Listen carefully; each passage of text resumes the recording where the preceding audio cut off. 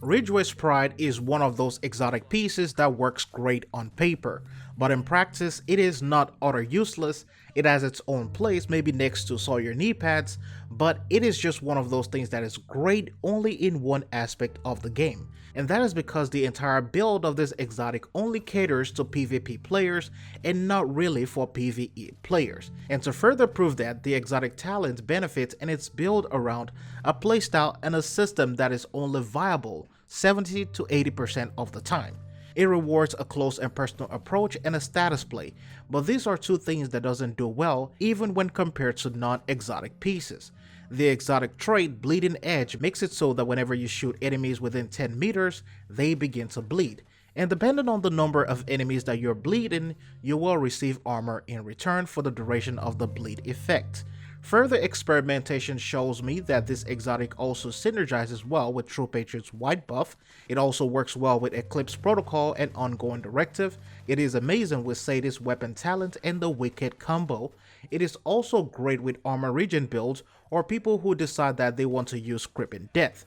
In PvP, this is great. This is amazing. I might even say it is the best in slot in PvP, especially when you're facing guys running with backfire, bleeding every few seconds here and there. You can chain those bleed effects using Eclipse, and of course with Crippin' Death, you can take out an entire squad. Once again, this is amazing in PvP.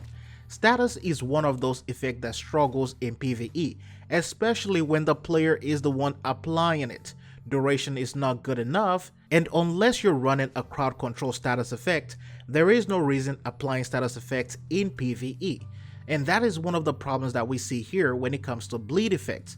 You really have to build for status to make this exotic work, and if you decide that you're going to be building for status, you have a better option out there because the Vow Mask is a better status exotic than the Ridgeway's Pride. Should you go for it? Absolutely yes, you should definitely get this exotic. However, it's not worth losing sleep over. If you play a lot of PvP, then this is best in slot. Once again, this is one of those things you have to pick up if you PvP a lot. But if you play PvE mostly, acquire the exotic just to have it, but not as a main use. With that said, let me know what you guys think about this down below in the comment section. Thanks for watching. I'll see you in the next one.